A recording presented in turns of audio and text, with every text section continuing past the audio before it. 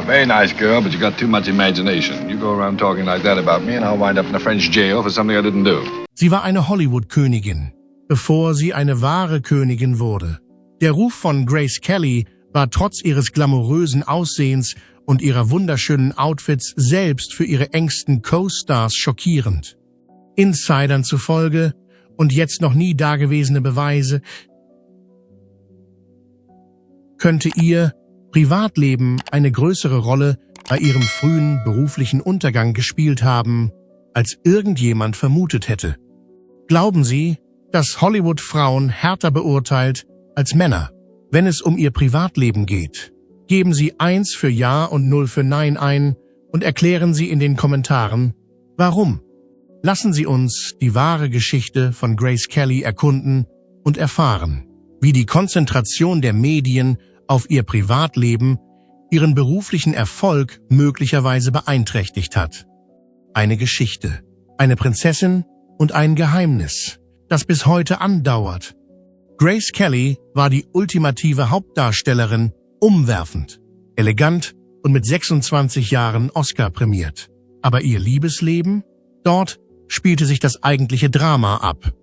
Auf der Leinwand war sie die perfekte Hitchcock-Blondine. Im Off kursierten Gerüchte über Affären mit einigen der mächtigsten Männer Hollywoods, darunter Co-Stars, verheiratete Regisseure und sogar Mitglieder des Königshauses, bevor sie Prinz Rainier kennenlernte. Ausgegrabenen Studiomemos und durchgesickerten Briefen zufolge begannen Führungskräfte, Grace als Haftpflicht zu betrachten. In einer Casting-Notiz hieß es sogar, zu viel Presshitze. Überdenken Sie es noch einmal.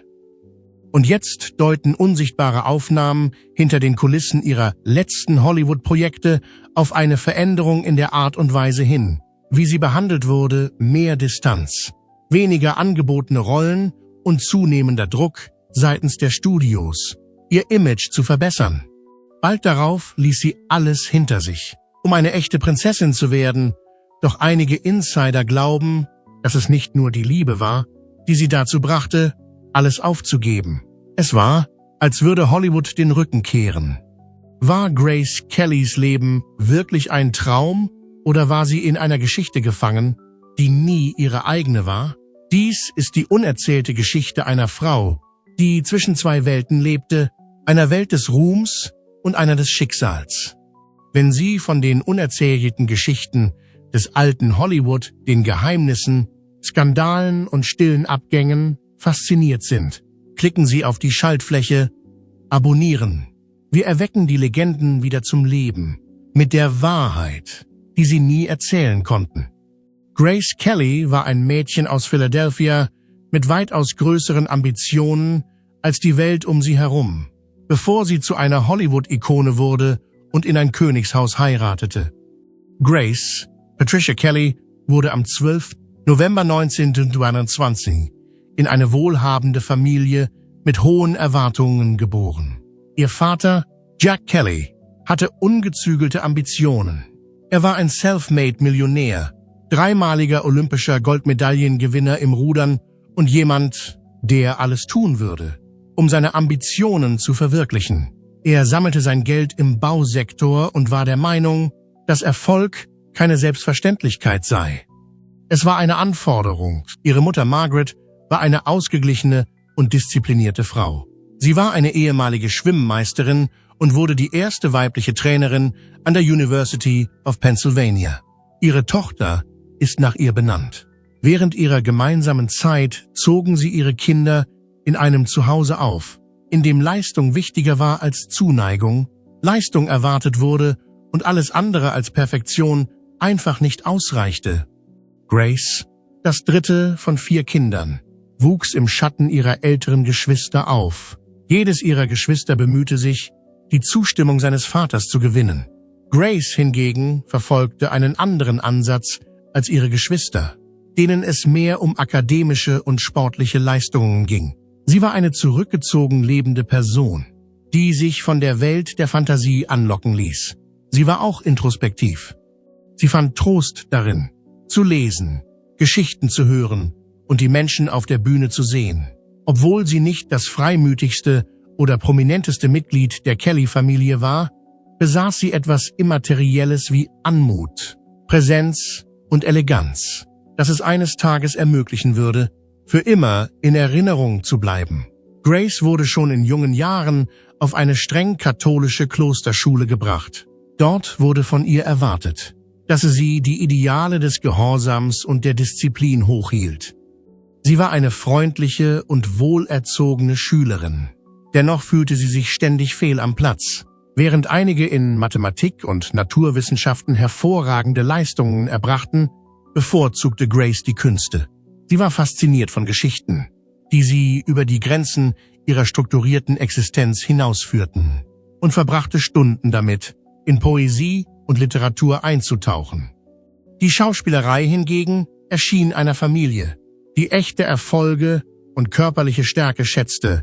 Fast unverständlich, als Grace sich der Pubertät näherte, begann sich ihre Welt zu verändern. Dies war der Beginn ihres Abenteuers. Sie beschloss, an die Stevens Academy zu wechseln, eine bekannte Privatschule in Pennsylvania, wo sie endlich ihren Hobbys freier nachgehen konnte.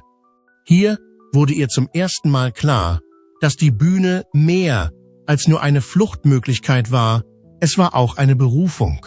Sie spielte nicht nur Rollen, mit jedem Auftritt verwandelte sie sich in etwas völlig anderes. Das ruhige junge Mädchen, das zuvor im Schatten ihrer Familie gelebt hatte, begann nun ans Licht zu kommen. Es war schwierig, ihre Fähigkeiten zu bestreiten. Dennoch reichte Talent allein im Kelly-Haushalt nicht aus.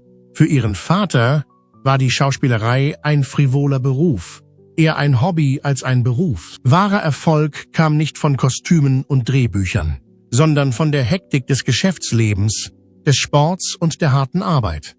Obwohl ihre Mutter sie wesentlich stärker unterstützte, war sie besorgt über die Instabilität, die eine Karriere als Schauspielerin mit sich bringt. Sie sahen in Hollywood eher einen Ort der Träumer als einen Ort für Kellys.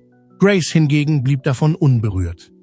Sie erkannte Chancen in Situationen, in denen andere Unsicherheit sahen. Sie hatte keine Ambitionen auf Ruhm oder Reichtum. Sie verspürte ein gewaltiges Verlangen danach, frei zu sein, ihr Schicksal selbst bestimmen zu können und zu mehr als nur der Tochter eines berühmten Mannes heranzuwachsen. Infolgedessen legte Grace heimlich den Grundstein für die von ihr geplante Zukunft, obwohl ihre Familie einen konventionelleren Ansatz wünschte. Eine Zukunft, die weit entfernt von Philadelphia war, weit entfernt von allem, was sie tun sollte, und weit entfernt von dem Leben, das sie geplant hatte. Sie weigerte sich von irgendjemandem ihren Traum nehmen zu lassen. Obwohl New York City der Ort ist, an dem Träume entstehen, können nur diejenigen wahr werden, die bereit sind, für sie zu kämpfen. Grace Kelly war kein aufstrebender Star, als sie ankam, nicht einmal annähernd anwesend.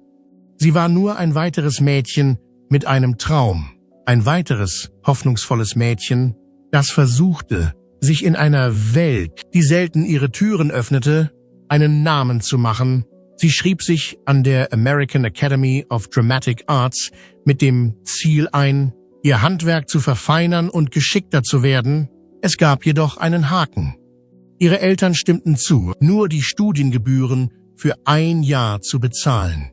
Die Schauspielerei blieb ihrer Meinung nach ein unmögliches Ideal, eine flüchtige Vision, die Lust auf mehr machte. Wenn sie etwas erreichen wollte, musste sie es selbst herausfinden. Grace Kellys Aufstieg zum Star. Dies führte dazu, dass sie ein Model wurde und für Werbung in Kaufhäusern und auf Titelseiten von Zeitschriften posierte. Dank ihrer bemerkenswert guten Gesichtszüge und ihrer lockeren Eleganz stieg sie schnell zu einem der bestbezahlten Models ihrer Zeit auf. Dennoch betrachtete Grace das Modeln als kaum mehr als ein Mittel zum Endziel. Die wahre Fantasie lag jenseits der Bühnenvorhänge und Kameraobjektive.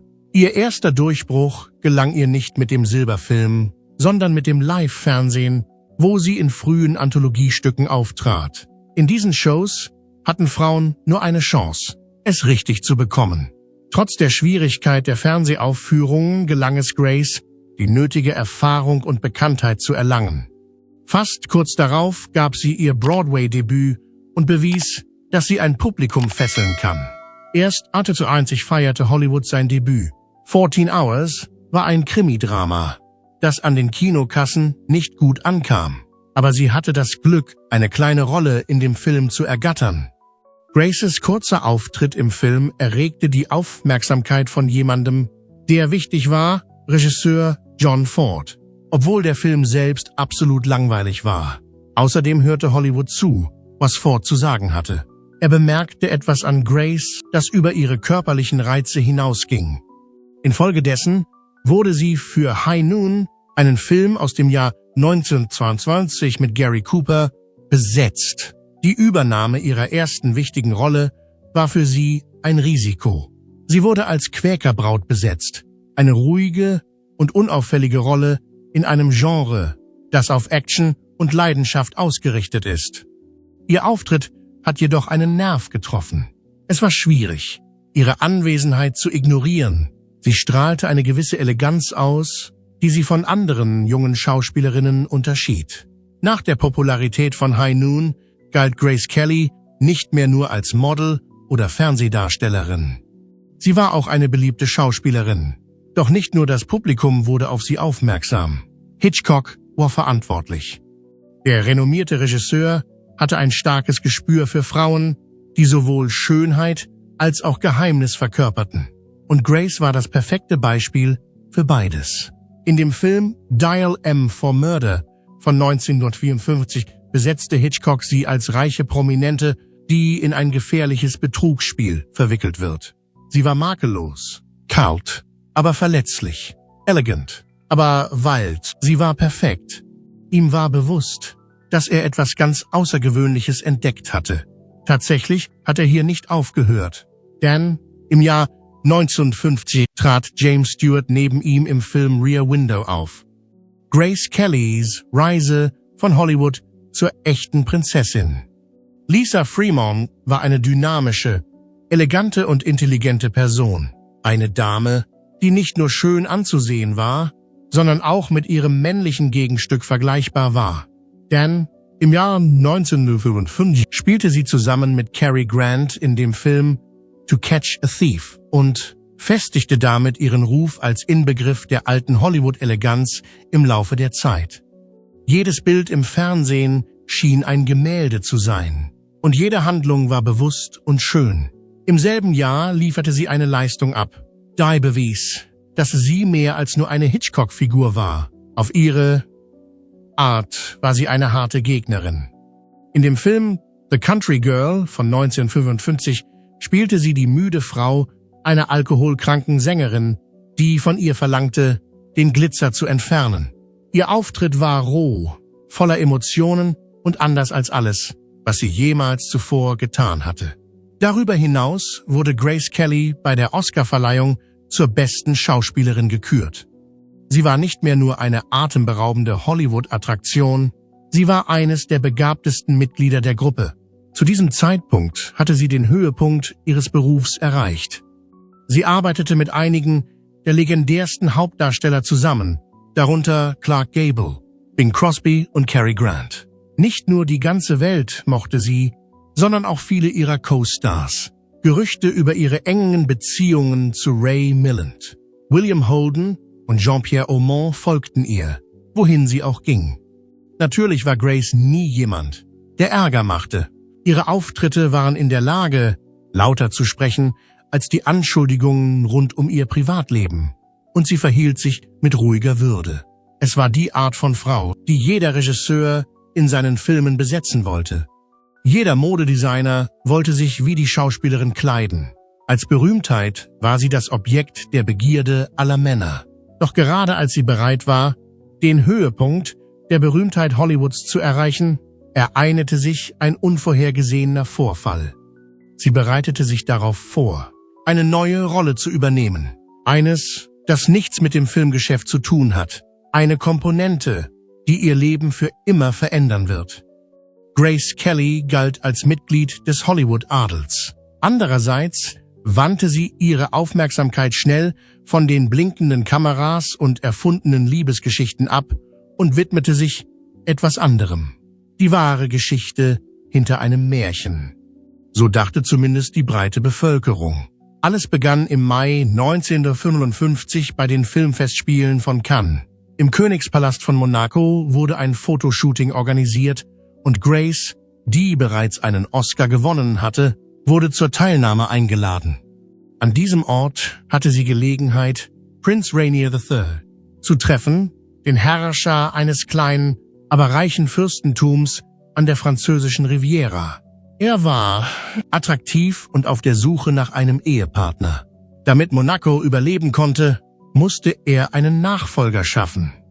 Darüber hinaus brauchte er eine Prinzessin, die in der Lage war, das weltweite Ansehen seines Landes zu steigern. Das Timing war perfekt für Grace. Hollywood schien mit all seinem Glanz und seiner Pracht zu ersticken. Sie hatte alles überwunden. Auszeichnungen, Ruhm und Bewunderung werden verliehen. Andererseits fehlte etwas. Es war etwas, wonach sie sich sehnte. Wegen etwas, das über die Rollen hinausgeht, die sie im Fernsehen gespielt hat. Es scheint, dass Rainier genau das getan hat. Ein anspruchsvoller und ethischer Lebensstil sowie eine neue Identität, die über Hollywood hinausgeht. Sie hofierten einige Monate lang, tauschten Briefe aus, trafen sich heimlich und flüsterten der Öffentlichkeit über ihre romantischen Gefühle. Anschließend machte Rainier im Januar 1950 seinen Pitch. Die Tradition begann mit der Verlobung des Paares. Ihre Familie musste eine Mitgift von $2 Millionen beisteuern, wie es unter europäischen Adligen üblich war. Die Gruppe schien in einem anderen Alter zu sein als Personen, die nicht daran beteiligt waren. Grace hingegen blieb davon unberührt. Sie stimmte zu, wohl wissend, dass diese Entscheidung sie dazu zwingen würde, alles zu opfern, was sie in den Vereinigten Staaten geschaffen hatte. Die Hochzeitsvorbereitungen waren einfach atemberaubend. Als die Welt auf die Hochzeit des Jahrhunderts wartete, gerieten Hollywood und die europäische Monarchie aneinander. Graces Hochzeit wurde von MGM Studios, die zu diesem Zeitpunkt noch bei ihr unter Vertrag standen, in eine komplette Produktion umgewandelt. Helen Rose, die renommierte Kostümdesignerin, die für einige ihrer berühmtesten Filmauftritte verantwortlich war, entwarf ihr extravagantes Kleid, das aus Spitze, Seide und Perlen bestand. Die Ereignisse im Märchen ereigneten sich am 18. April 1956. Grace wurde erstmals während einer standesamtlichen Zeremonie im königlichen Salon des Palastes zur Prinzessin von Monaco gekrönt. Am nächsten Tag fand in der Saint-Nikolaus-Kathedrale eine spektakuläre kirchliche Trauung statt, die weltweit über 30 Millionen Menschen live im Fernsehen übertragen wurde. Auf der Gästeliste standen Würdenträger aus aller Welt sowie europäische Adlige und Hollywood-Stars. Sie sah aus wie eine Prinzessin aus einem Märchen, als sie den Gang entlang ging, geschmückt mit dem atemberaubenden Kleid und einem wunderschönen Spitzenschleier, der ihr Gesicht umrahmte. Trotz der Eleganz herrschte immer noch eine gewisse Unsicherheit. Grace Kellys Kampf, die Schauspielerei wieder aufzunehmen und nach Monaco zurückzukehren. Lebte sie wirklich ihre glückliche Geschichte bis ans Ende ihrer Tage? Nach der Hochzeit begann das wirkliche Leben Einzug zu halten. Grace hatte ihre Karriere als Schauspielerin beendet.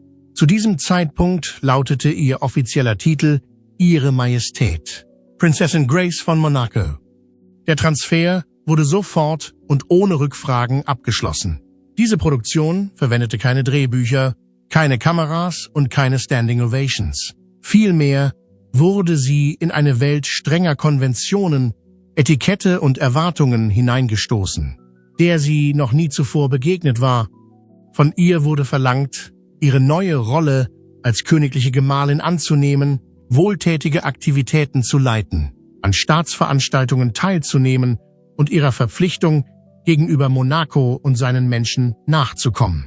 Jede Bewegung wurde beobachtet und jede Aussage genau gemessen. Nachdem sie Hollywood verlassen hatte, wurde ihr klar, dass Pflicht und Verantwortung die Spontanität und Kreativität, die sie zuvor geschätzt hatte, ersetzt hatten. Obwohl sie eine Krone trug, hatte sie etwas Unersetzliches verloren, die Fähigkeit, sich kreativ auszudrücken. ihre Berufung und vielleicht ein Stück von sich selbst. Die ganze Welt sah ihre Verwandlung in eine Prinzessin. Sie hingegen versuchte immer noch herauszufinden, was das alles hinter verschlossenen Türen bedeutete. Von außen betrachtet schien Grace Kelly in das perfekte Märchen eingetreten zu sein. Eine Hollywood-Schauspielerin, die sich in eine echte Prinzessin verwandelt hat und in einem mit Diamanten geschmückten Herrenhaus am Meer lebt. Die Wahrheit war jedoch deutlich schwieriger zu enthüllen als der grandiose Titel und das königliche Auftreten, die der breiten Öffentlichkeit präsentiert wurden. Im Gegensatz zu den Filmen, in denen sie zuvor mitgewirkt hatte, verlief ihr Leben als Prinzessin von Monaco ganz anders. Es wurde nur eine Aufgabe erledigt. Es gab keine Proben oder zweite Aufnahmen. Zusätzlich zu der ständigen Erwartungshaltung waren ihre Tage voller formeller Verpflichtungen, diplomatischer Verantwortung und anderer Verpflichtungen. Die Menschen in Monaco verehrten sie für ihre Schönheit, Eleganz und unerschütterliche Hingabe an die philanthropische Arbeit. Sie zeigte in jeder Hinsicht das genaue Wesen einer großartigen königlichen Gemahlin. Im Gegensatz dazu fühlte sie sich durch das Schloss eingeengt. Sie hatte die Unabhängigkeit verloren, die sie früher gekannt hatte, ebenso wie das kreative Feuer, das ihre Schauspielkarriere vorangetrieben hatte. Sie konnte in Hollywood ein Leben voller Leidenschaft, Bewegung und künstlerischem Ausdruck führen. Während ihrer gesamten Zeit hier diente die Tradition als treibende Kraft für alle Aspekte ihres Lebens. Obwohl sie bereits mehrere Rollen gespielt hat, hat sie das Drehbuch für diese spezielle Aufführung nicht geschrieben. Grace akzeptierte die Elternschaft mit Liebe und Entschlossenheit, während sie gleichzeitig körperlich zurückgezogen blieb. Sie wurden mit 3 Kindern gesegnet, Prinzessin Caroline, Prinz Albert und Prinzessin Stephanie. Sie und Raniere waren glückliche Eltern. Es bereitete ihr große Freude, Mutter zu werden, und eine Zeit lang reichte es aus, um sie von dem Gefühl der Einsamkeit in ihrem neuen Leben abzulenken. Allerdings verlief das Mutterwerden nicht ohne Probleme. Die Probleme bei der Erziehung königlicher Kinder, zu denen es gehörte, sicherzustellen, dass sie der Tradition folgten, sie aber auch vor den unerbittlichen Medien zu schützen, nahmen kein Ende. Ihr Ziel war es, Kindern eine Kindheit zu ermöglichen, die frei von den Einschränkungen war, mit denen sie derzeit konfrontiert war. Darüber hinaus entsprach ihre Ehe nicht den Erwartungen der Öffentlichkeit an Perfektion. Obwohl Grace und Raniere zuvor so aussahen, als würden sie perfekt zusammenpassen, begannen sich in ihrer Beziehung Mängel zu entwickeln. Die Anforderungen des königlichen Lebens forderten schließlich ihren Tribut und Gerüchte über Untreue kamen auf. Gerüchten zufolge hatte Grace enge Beziehungen zu namhaften Persönlichkeiten wie Frank Sinatra und David Niven. Viele Menschen dachten, dieser Austausch sei mehr als nur ein Akt der Freundschaft. Es hieß, Raniere habe in dieser Zeit seine eigenen Privatangelegenheiten außerhalb der königlichen Mauern gehabt, was Gerüchte über unangemessenes Verhalten hervorrief. Auf der ganzen Welt galten sie weiterhin als das perfekte Königspaar. Hinter verschlossenen Türen waren sie jedoch 2 Menschen, die trotz ständiger Kontrolle darum kämpften, ihre Ehe zusammenzuhalten. Graces Gefühl der Einsamkeit wurde immer stärker. Sie vermisste die künstlerische Welt, die sie zurückgelassen hatte. Sie wollte zur Schauspielerei zurückkehren und sich wieder den künstlerischen Aktivitäten widmen, die ihr zuvor Spaß gemacht hatten. Auf der anderen Seite würde Raniere, der sich große Sorgen um den Ruf Monacos macht, dies nicht zulassen. Er glaubte, dass eine Prinzessin nicht gleichzeitig eine berühmte Schauspielerin sein könne.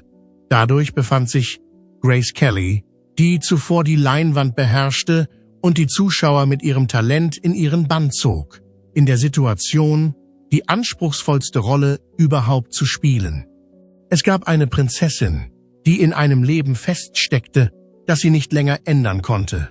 Ihre Geschichte hatte sich zu einer Fantasie entwickelt, an die Menschen auf der ganzen Welt glauben wollten. Im Inneren des Palastes fühlte es sich jedoch eher an, als wäre man in einem vergoldeten Käfig eingesperrt. Grace Kelly war seit vielen Jahren eine Prinzessin und hatte immer den Drang verspürt, ihrer Verantwortung nachzukommen. Andererseits verspürte sie immer wieder eine Sehnsucht nach der Welt, die sie verlassen hatte. Hollywood war sich ihrer Anwesenheit bewusst. Persönlich nahm Alfred Hitchcock 1962 Kontakt zu ihr auf und bot ihr die Hauptrolle in Marnie an. Für sie war es eine Gelegenheit, auf die große Leinwand zurückzukehren und wieder in die Welt des künstlerischen Ausdrucks einzutauchen, die sie zuvor geprägt hatte. Allerdings hatte jedes Märchen seine eigenen Prinzipien. Raniere und die Menschen in Monaco waren anderer Meinung. Es gab keinen Versuch der Prinzessin, nach Hollywood zurückzukehren. Infolgedessen lehnte sie das Angebot traurig ab. Vielmehr widmete sie ihre Zeit der Kulturszene Monacos, indem sie die lokale Theater- und Kunstszene unterstützte. Sie konnte es nicht mit der Schauspielerei vergleichen, aber es kam dem echten Geschäft am nächsten. Nach einigen Jahren ging das Leben trotz der Belastung durch königliche Erwartungen weiter. Grace Kellys tragischer Tod. Am 14. September 1980 änderte sich alles. An diesem Morgen verließen Grace und ihre jüngste Tochter, Prinzessin Stephanie, ihren abgelegenen Rückzugsort in Rock Eagle und machten sich auf die kurze Reise zurück nach Monaco. Sie begannen ihre Reise, indem sie ihre Heimat verließen. Da das Auto, ein Rover Trubai, so voller Habseligkeiten war im Inneren nur noch wenig Platz. Grace übernahm das Steuer, nachdem sie darauf bestanden hatte, Fahrerin zu werden. Sie hatte diese Reise schon viele Male zuvor unternommen und war dabei über die steilen und schmalen Straßen der Côte d'Azur geschlängelt. Es war ein Weg, von dem sie glaubte, ihn perfekt zu kennen. Dennoch gab es ein Problem. Nach einiger Zeit berichteten Zeugen, sie hätten gesehen, wie das Auto seltsam fuhr und gefährlich den Bergpass hinunterrutschte. Dicht hinter ihnen hupte ein LKW-Fahrer alarmiert, weil er da spürte, dass etwas nicht stimmte. Was folgte, war eine Tragödie von nur einer Sekunde. Grace verlor die Kontrolle über das Auto, als es sich einer berühmten Haarnadelkurve näherte. Der Land Rover kam von der Straße ab, durchschlug eine Steinbarriere und stürzte 120 Fuß den Hang hinunter. Dann stürzte es heftig in die Bäume und kam zwischen den Felsen unten zum Stehen. Die Folgen waren ziemlich schrecklich. Ein Gärtner, der in der Nähe stand, hörte das laute Knirschen von Metall, gefolgt von einer schrecklichen Stille. Als er zu den Trümmern rannte, bemerkte er, dass Prinzessin Stephanie mit rotem Gesicht, aber bei Bewusstsein darum kämpfte, sich zu befreien. Grace hingegen war bewusstlos und schien im Wrack des Autos gefangen zu sein. Ihre Leiche wurde von Händen aus den Trümmern geborgen, die so verzweifelt waren, dass sie die Heckscheibe des Fahrzeugs einschlugen. Rettungskräfte reagierten schnell und brachten Mutter und Tochter ins Krankenhaus in Monaco. Die Wahrheit war jedoch düster. Trotz aller Bemühungen der Einrichtung war sie nicht darauf vorbereitet, mit jemandem fertig zu werden, der solch ein schweres Trauma durchgemacht hatte. Die Scans zeigten schließlich das volle Ausmaß des Schadens. Grace hatte schwere Verletzungen erlitten, darunter mehrere Brüche, eine innere Blutung und andere schwere Wunden. Grace Kellys ungelöstes Erbe. Anschließend entdeckte das medizinische Personal eine schreckliche Entdeckung. Sie erlitt vor dem Vorfall einen Schlaganfall, der sie höchstwahrscheinlich in den entscheidenden Minuten vor dem Unfall unfähig machte, das Fahrzeug zu fahren. Mehrere Stunden lang wartete die königliche Familie an ihrer Seite und hoffte auf ein Wunder. Die Prognose war klar. Obwohl Maschinen ihr Herz am Schlagen hielten, an diesem Abend, gegen 22:30 Uhr, wurden die Maschinen abgeschaltet. Grace Kelly, eine geliebte Prinzessin und Mutter, war eine Innovatorin im Unterhaltungsbereich. Sie ist erst 52 Jahre alt. Die Nachricht von ihrem Tod löste weltweit Schock aus. Sie hatte ein ebenso schreckliches Schicksal erlebt wie alle Charaktere, die sie im Fernsehen gespielt hatte. Die Dame, die einst die Verkörperung von Schönheit und Anmut war verstorben. Ein Leben voller Pracht, Brillanz und Großzügigkeit war zu Ende gegangen. Die Szene war nicht der Glanz und Glamour einer Filmpremiere oder die Pracht eines Schlosses, sondern eine einsame Bergstraße. Am 18. September 1998 erklangen die Glocken der Saint-Nicolas-Kathedrale über den Straßen von Monaco. Ihr letzter Abschied fand in derselben Kapelle statt, in der sie zuvor in einem für eine Königin angemessenen Kleid den Altar hinuntergegangen war. Die Kirche bot einen düsteren Rahmen für ihre Veranstaltung. Die große Halle war mit weißen Lilien, ihrer Lieblingsblume, geschmückt. Trauernde aus allen Gesellschaftsschichten versammelten sich um den Altar, wo ein schlichter, aber eleganter weißer Sarg aufgestellt wurde.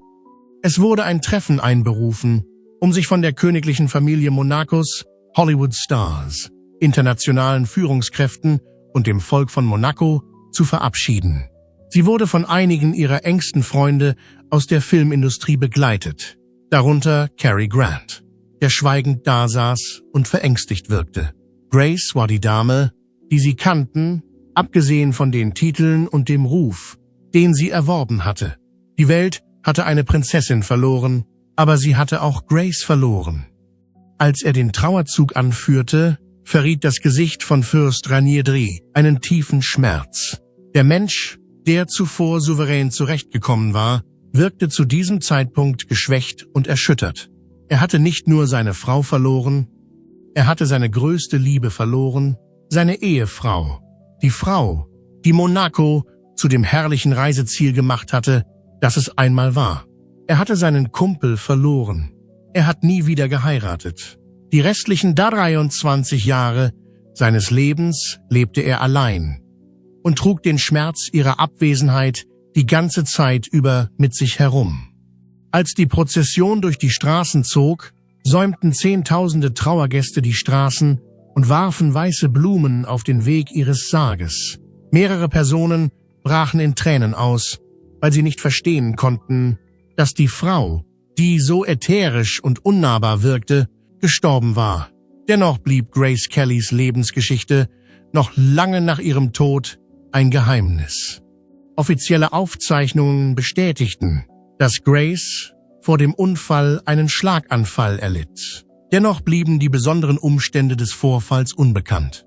Es wurde behauptet, dass Mechaniker das Auto erst wenige Tage vor der Tragödie inspiziert hatten, was einige zu der Annahme veranlasste, dass die Bremsen versagt hatten.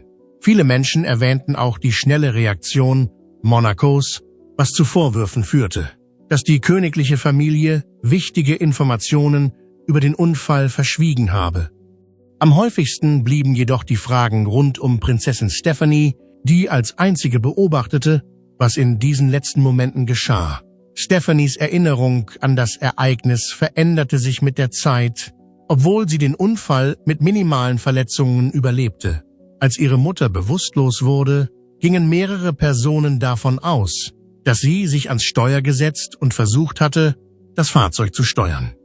Nach einer Weile behaupteten andere, sie sei diejenige, die am Steuer saß, was Monaco schnell widerlegte. Stephanie sprach nie offen über den Vorfall und schuf so eine Spur des Misstrauens, die nie beseitigt werden konnte. Ungeachtet der Härte der Fakten gab Stephanie nie eine detaillierte Erklärung des Unfalls ab.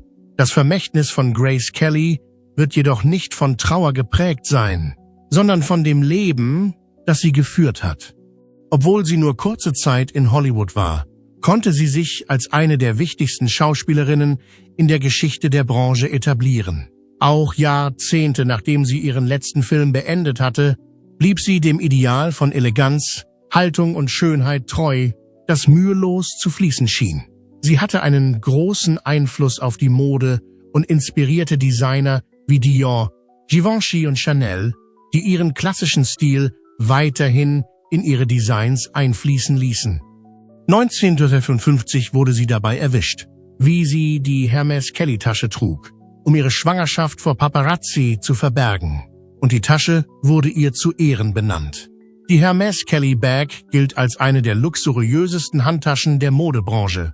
Noch heute gilt es als Symbol für Kultiviertheit. Sie veränderte nicht nur die Mode, sondern auch die Monarchie. Vor Graces Ankunft galten europäische Prinzessinnen als weit entfernte Wesen, die an Traditionen und Protokolle gebunden waren. Sie brachte jedoch den Charme und die Verbundenheit Hollywoods nach Monaco, modernisierte das Image des Landes und schuf einen Präzedenzfall für zukünftige königliche Frauen.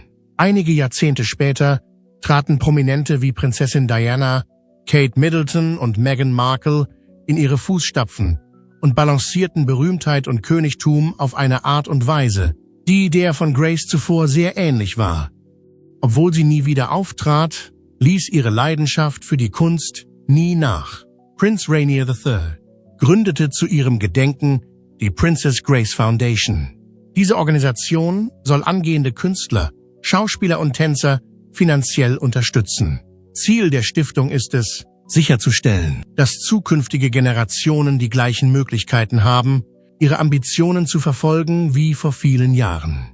Grace Kellys Wirkung reichte mit der Gründung dieser Stiftung weit über die Leinwand hinaus und hinterließ ein Vermächtnis, das das Leben der Menschen noch lange nach ihrem Tod erhält. Die Geschichte von Grace Kelly ist nach wie vor eine der fesselndsten in der aktuellen Geschichte. Sie war eine Schauspielerin, die einen bleibenden Eindruck in Hollywood hinterließ, eine Prinzessin, die das moderne Königshaus neu definierte, und eine Dame, deren Leben sowohl von atemberaubender Schönheit als auch von verborgener Melancholie geprägt war. Sie war ein Mädchen aus Philadelphia, das alle Erwartungen übertraf. Sie war eine Schauspielerin, die Hollywood unvergesslich geprägt hat. Nicht nur, dass ihr Leben verkürzt wurde, auch ihr Bekanntheitsgrad wuchs mit der Zeit. Das ganze Jahr über werden neue Generationen von der gleichen Schönheit, Eleganz und dem gleichen Geheimnis angezogen, das die Welt einst in ihren Bann gezogen hat. Diese neuen Generationen finden ihre Filme, Fotos und Geschichten.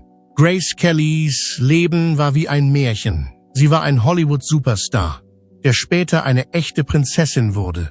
Allerdings ist das Ende von Märchen nicht immer das, was wir erwarten. Eine Dame, die mehr wollte, verbarg sich unter dem Glamour und den königlichen Titeln, die sie besaß. Erst als sie die Bühne, das Rampenlicht und die Fähigkeit zum Schaffen aufgab, wurde ihr klar, dass sie der Atmosphäre, in der jede Entscheidung von Verpflichtungen diktiert wurde, nicht entkommen konnte. Es ist wahrscheinlich, dass Grace Kelly niemals physisch in den Mauern eines Palastes gefangen sein sollte.